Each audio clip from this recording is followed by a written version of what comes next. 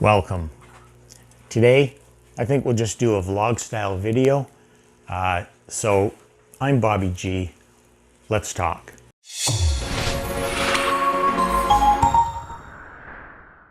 So today, you know, I'm even wondering to myself, I got kind of caught up with vlog style. What is vlog style? Well, I think it just has to be a quick snapshot of what's happening in the fish room rather than a feature on a particular topic. So let's run around the room. I'll show you what's happening. It's first thing in the morning. Today is water change day there's many water change days, but of course. But today is water change day that I start down in the fish room here. And so this is literally the worst that you'll see my tanks. But let's have a look at them, and while I walk around, I'll do some talking. So if we just start up here, which generally I call the end of the line, because you know we've got my fry over here, but let's start up over here. You know, a lot of you have seen these fish already. Some of the male breeders are hiding in their tubes here, but it is feeding time, so there's a chance that, oh, there he is. Autopharynx lithabate line bred, and a few species down here. I've got a red empress, just coloring back up now after being colored down for months. Let me see if I can get rid of some of the glare, and you might like this automation too.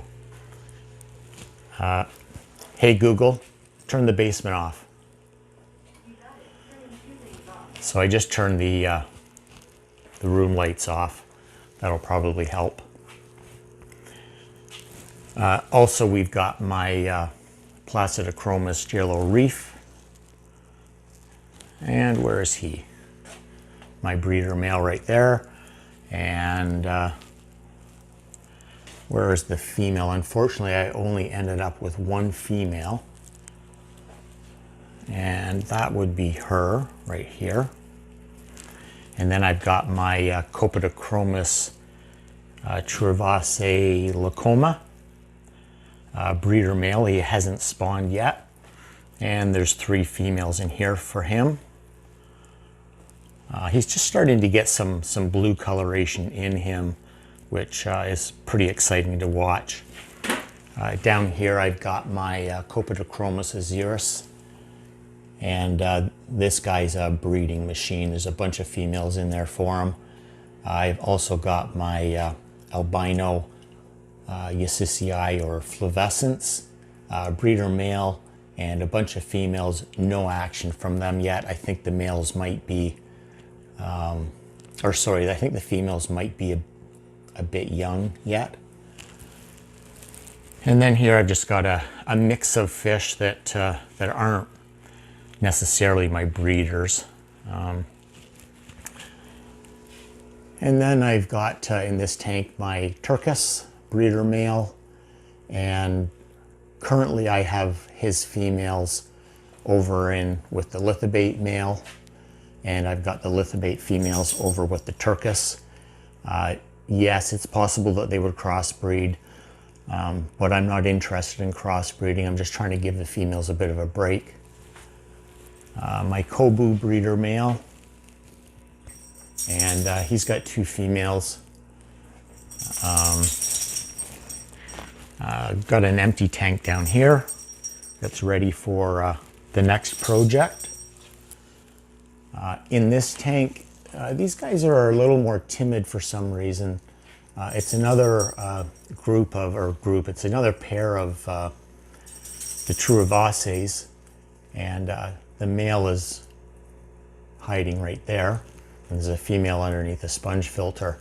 The reason I got them was in hopes to, I'm going to put them in this tank here, and hopefully that will cause some breeding action, because one of the males will want to be dominant then, and I think it might kickstart that project.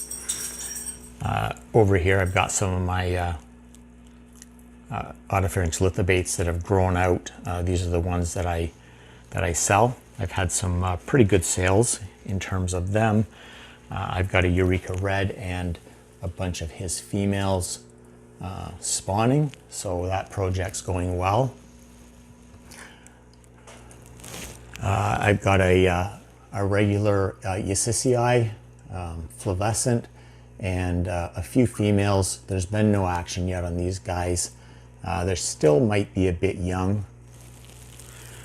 This tank is getting a bit depleted because I've sold some fish out of it. These are female albino Sissy, and they just might get taken out of there and put down in this tank with these guys. Down here I've got my my Calico marble convex cichlids, and this I would term as boy meets girl. I'm hoping to spawn these two in particular. In a couple seconds you'll see some of the fry that I've grown out, not from this pairing but from a different female. I want to use this female because I think she's just stunning. Up here I've got some of my first Kobu Growouts. They're coming along really nicely. One of the males is getting some coloration now. These are my other Litha bait Growouts. And so when a male colors up in here, you know, like this guy, I'll take him out at water change time. It's easier to catch fish with less water in the tank, and I'll put him over in here. So when people come over to buy fish, they'll know which ones they can choose from. Down here are my original Turkish Growouts, and I've sold a couple fish out of here. They haven't really been ready for sale. Mind you, you can see the one male there. He's raring to go, and he will be listed for sale very soon. There's other males coloring up in there. I'm kind of finding with the Turkish that they really, you know, fit that definition of their one being a dominant male, sorry, and the other ones just don't seem to color up fully until I take the dominant male out. Then another one will color up. Whereas the Litha baits, they don't care. They'll have multiple males colored up all at one time, and one might be more aggressive than others, but you know, more dominant. This guy currently is the dominant male in the Litha bait tank. Up here I've got a project. We've got this German red here. He's a buddy of mine's fish that hasn't been doing well for many months. Essentially not eating, although he must have been eating something because he's still alive. But he has a seriously sunken belly, and you know, my goal is to try to remedy that. I've got him to a point where he's eating really well for about the last 6 days, so I'm hoping his belly fills out. His color's coming along really nice, and there's a couple other fish in there just as dither fish, some female OBs. In here, oh, it's all stirred up. I'm not sure what they've done, but anyway, these are the Calico marble convex cichlid Growoats that I have. I'm excited for these guys. You might not be able to pick it up in this video, but there are some of them that are starting to get their orange or red. I would call it orange. There's some with some really nice markings. So I'm excited about that group. Up here is, again, just a hodgepodge tank of some fish. I sell some of these guys out of here, and some of them are, I don't know, they're just hanging out, I suppose. I'm hoping this guy is a blue orchid, although I'm not sure at this point. So we go over to the fry wall, and I've actually got I just noticed a good selection of fry here. I've got some very young kobus, the kobu peacocks. I've got some very young Litha baits, some Aziris, some Eureka Reds, quite a few Turkish in here. It's hard to, you know, for you to look at the video or even if you were here to look at the tanks and estimate how many fry there actually are, but this tank has over 50 Turkish in it. So, and then the next tank here, these move up to the 10-gallon ones here. I've combined Litha baits and kobus because they were similar in size. They're easily differentiated even between the females, and so I'm okay mixing those at this point to grow out. This tank has about a little over 20 bristlenose plecos. They're in quarantine right now. That's what that Q stands for. And in about another week or two, I'll start adding them into some of the tanks that I need, you know, to help clean the glass, keep the glass clean. This tank is another tank of Turkish.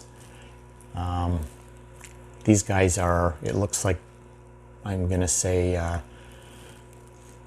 4 months old, maybe, about that, I suppose. And I noticed yesterday that there's some definite males in this group. I mean, obviously there is, but I can see them starting to get some coloration in their fins.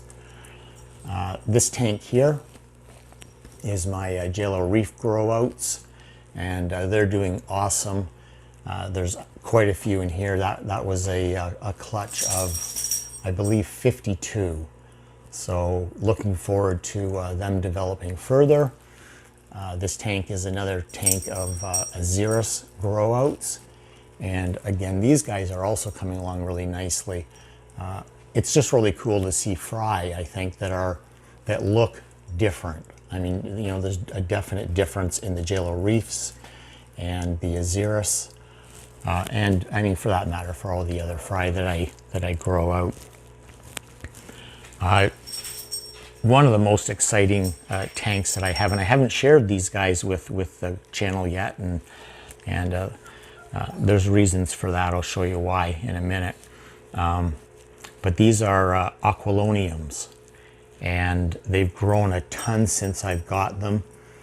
These are like a stunning, to me, in my opinion anyways, a stunning looking fish. I'll try to, I'll throw up a picture of them in the top corner of the video so you can see what they turn out like. Oh, there's Miss Zoe helping me with my video, and Mr. Reggie.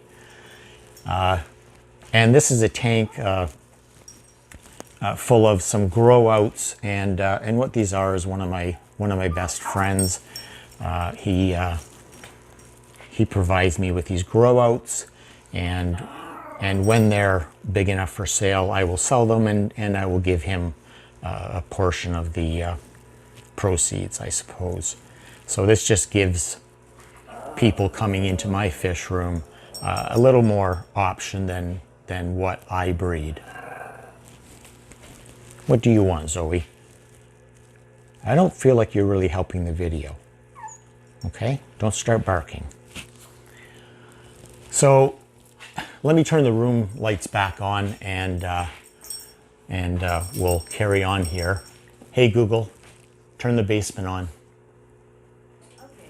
There we go. One day I'll share with you how I did that, and I also do it with my with the fish room lights. So you can watch this for a second here. Hey Google, turn the fish room off. Sure, turning portraits off. So all the tanks are off now. I can turn these tanks off in a series of tanks. I've got them set up on 4 separate Wi-Fi plugs. So, hey Google, turn the fish room on. Okay, turning on 4 things. And there we go. You can see I've got the air pump off just for making this video.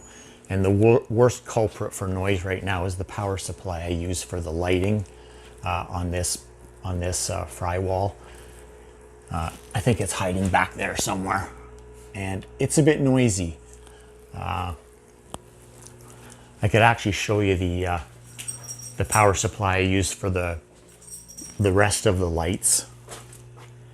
It's hiding in the next room because it's way too noisy. Where is it? Right there. Oh, it's a hazard zone in this room. Anyway, let's not talk about this room. So the last thing I want to share with you is, this is my office, my video editing office right there. And as you can see right here, I've got a hard drive out of its case. One of the recent problems that I've had with my video editing is, I store all my videos, all my shoots, and I store all of my projects that I've started to edit on an external hard drive, and that's because this computer has a very small internal hard drive. And unfortunately, this drive crashed. And it was upsetting because I had a lot of videos on it, a lot of projects that I was working on. And so I'm having to kind of kickstart that again. And you can see I've got a new external hard drive. So we're rolling with that one, and that'll get me going for a while. Hey, it's really hard looking into the lens rather than, watching the record button or the stop button. But anyways, I hope you've enjoyed the video. Listen, one thing you can help me with is let me know what you want me to make a video of. I've got lots of stuff in mind. I'm not out of topics for sure, but let me know. I want my channel to be driven by the viewers. I want to satisfy the viewers. So let me know in the comments below, and I will try to add your suggestions into my video video projects list. I have a bit of a list that I keep myself. So again, I hope you've enjoyed the video. If you haven't already subscribed, please do, and again, comment, like, and share. And as always, feed your passion, take the plunge.